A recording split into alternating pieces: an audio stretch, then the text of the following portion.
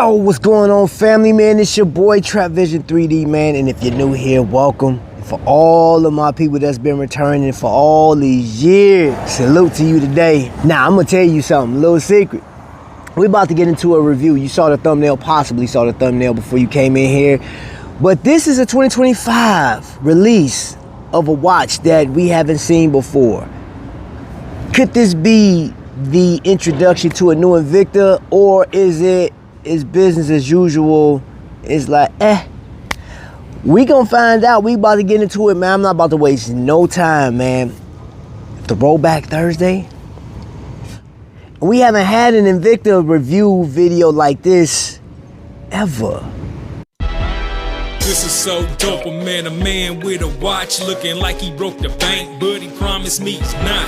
He said he got started from his wife and a pop's watch, face so fat the band had stretch marks. It shines so bright that you can see it from Mars. Man, he blinded me, reflecting headlights from the cars. He's got to be a rapper, baller, or a movie star, but nah, he's too humble to be all of the above. So he said, my name is Trap, oh, cause you bees in the trap. Nah, it ain't even like that, and he tilted his bull's cap. Introduced me to his wife, and she had one too. Wrist game so cold that she could build igloos out of nothing.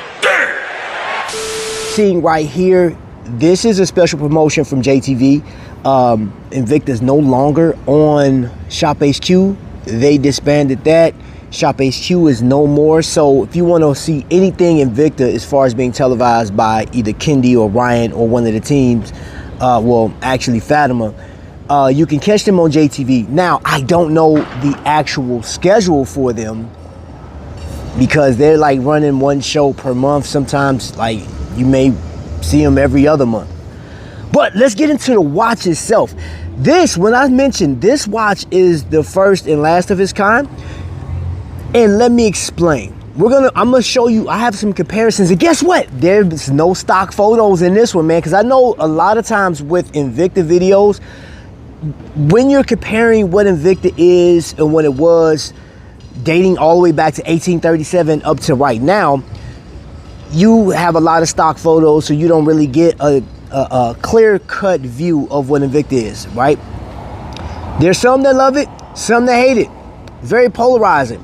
This is the bad boy in question right here. This is a Pro Diver. Now, the stickers are off. And I want to cover some things that I've noticed about this watch since I've had it. It's been in the collection for a week now. And I took it up to Kokomo to have them test it for me, and they ran it. So let's look at that first. Your amplitude is great. So anything over 280 is what we would consider good.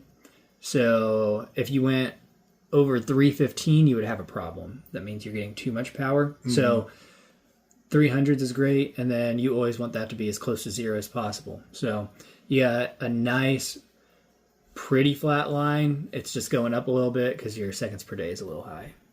Okay. So. Okay.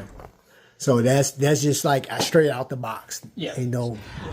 What this watch is running right now. So give or take 15 seconds per day on this watch. It can be regulated. It will be regulated. I will have Kokomo regulate this watch for me. They don't know it yet, but since they're watching this, Kokomo, thank you for regulating this watch for me. Official name for this watch, Smurfberry Blue. That's what that is right there. Let's get the camera turned around as we go through the dimensions of this watch. Right here, when I said it's the last of its kind, based on the video that was given to us, is a historic release. This collection, whence gone, it is the final caliber collection. It's the last chapter. It's a moment in time to never return again. So our other item number 4, the ETA 2824, in your 44 millimeter, okay? Here are your color executions. There's also an... And getting a close-up, this is the model number. Swiss Movement Automatic Limited Edition. This is number 36 out of 125. So this watch has been sold out. I'm not sure if JTV has any other colors, but this thing has been stamped. All stainless steel, invincible in detail, as you guys can see down there. And I will say, I'm actually impressed with the blue. Now, there's a couple of things going on here with this watch. The blue itself is phenomenal for Invicta. I'm gonna just call it, it's phenomenal. Frame date window. They use a sapphire crystal on here with AR coating. And I say that like that because, dude, I've been collecting Invicta for a long time, 2014. And in comparison, I'll show you something. This is one of their older reserve models. Diamond hour markers, PVD coated. As you see on the back, this one has the exhibition case back. That is a Solita 200 in there.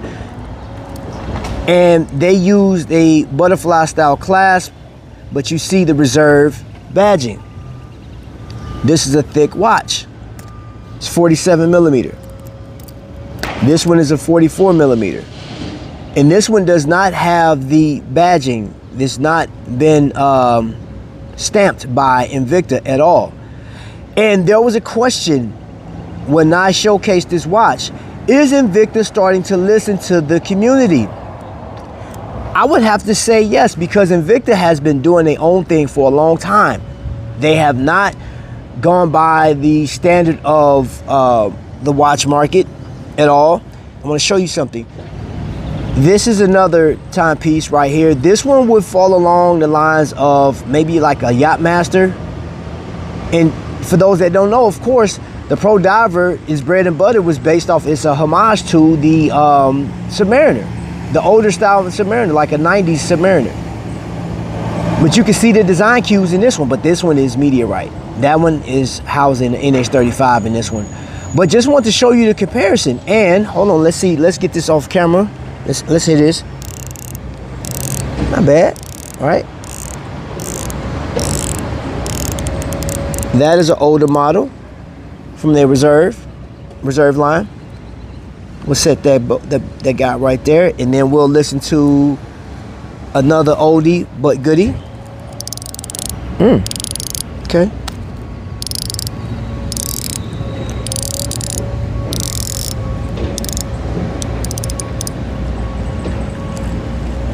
And then we'll hear from the new guy, the Smurf Berry Blue.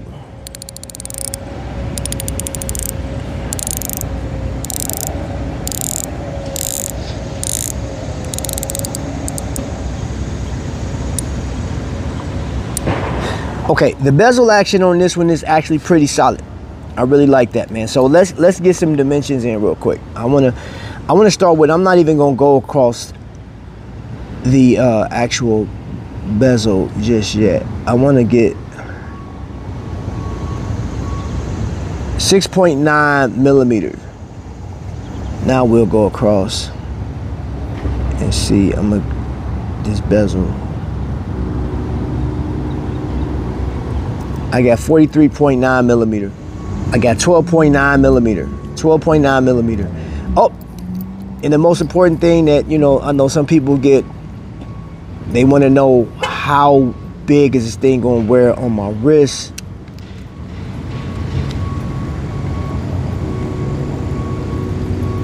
.8.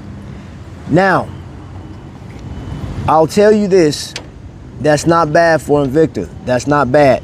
So this is why I say I think that they're actually listening to the community, because you cannot have a timepiece in this industry right now without being in full competition with companies like, let's say, San Martin, Premium Micro Brand. You have Swiss Watch Company. Now we're talking Longines. Look at these together. The blues are similar, and it appears that Invicta is like, they're in line with, you know, competing with some of the big dogs. This one thing I want to note. The bracelet itself doesn't taper. You have the reserve logo.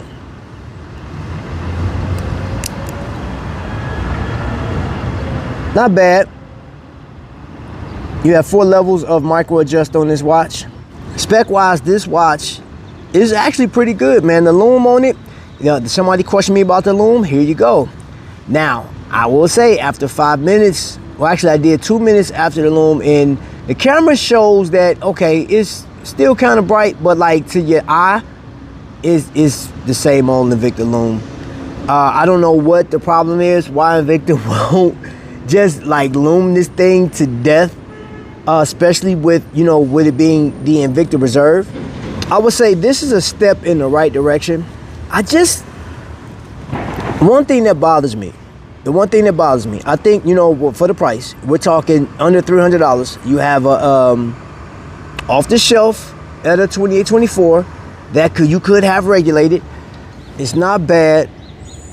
And, you know, just moving back and forth, I don't feel anything pulling the hairs.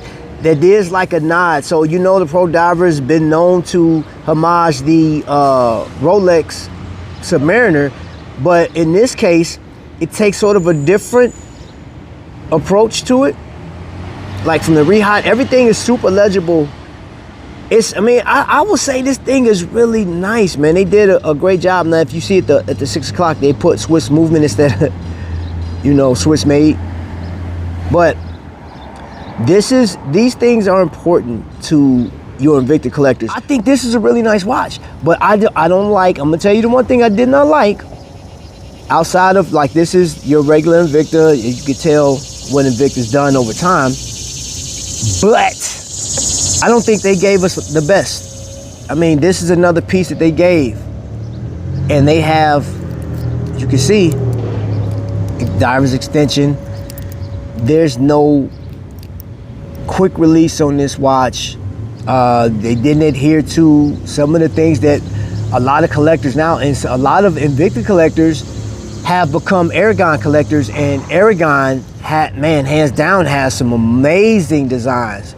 Quick, easy, on the fly adjustments, some quick release buttons on the actual deployment class. They don't have this on this one. And by this being a number limited, I want to point out, for those of you Invicta collectors or people that's just getting into the collecting of Invicta, this is a number limited, 125. There were a few colorways. You can get the #1, but you have to pay for it. That is the one thing, as you guys can see right here, that is the actual, that the #1 is available, but you have to pay for it. The other thing about Invicta, the MSRP. So this watch, MSRP is $17.95. As a consumer and a collector at the same time, $17.95 can get you a Formex. $17.95 can get you a lot of other watches, right? That will have everything that you're looking for in a timepiece, right? I mean, and even less. I mean, you have Squale that comes in at anywhere from $900 to $1,200. I believe they have a chronometer certified piece around there.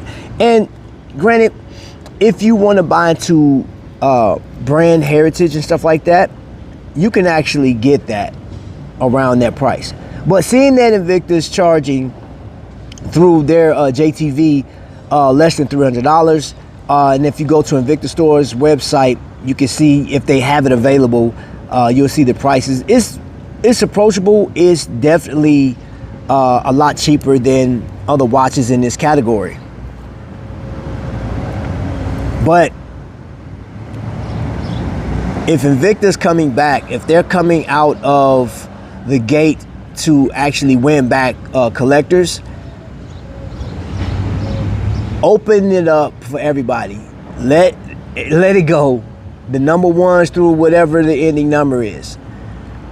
But as far as this watch is concerned, this is a different look for Invicta as far as I'm concerned. To the seconds hands, to that yellow tip coming all the way out to the rehydrate, man, I think that is a nice touch. I like the frame date window, the aluminum bezel. I like that. It does have, man, great play on the actual coin edge bezel, man. That bezel turn is pretty nice. Screw down crown. I mean, spec wise, the watch is pretty solid. It's pretty solid. I think it's a good look for those collectors that don't want a huge timepiece. It's been a whole vibe being an Invicta collector. And some people won't get it, they won't understand. And it's crazy that Invicta at times don't understand that, yes, these pieces put you on the map with a lot of folks. A lot of people absolutely gravitate towards, they love these designs, right? And for the rest of the world out there, you don't get it, you don't understand. All of the reviewers, all of the big YouTubers out there, I know you don't get it. You have no idea. Why do people go to these? Well, Invicta created an atmosphere for people to enjoy the looks, the designs. Thanks everybody, my name's Ryan. And I'm Justin. At least that's what some people say when we're on the show. I'm gonna go zoom away. I'll push you back. So enjoy your collection, enjoy being who you are. Don't let nobody tell you no different, you know what I'm saying? Rock out. You're not gonna spend a whole lot of money on these pieces, man. And if anybody try to charge you more, just don't go for it. All right, that's my time. Thank you guys for watching, man. Let me know down in the description what you think about this review of the new Pro Diver, the last of its kind. All right, the final boss. And until the next lightning strike, man, y'all be blessed.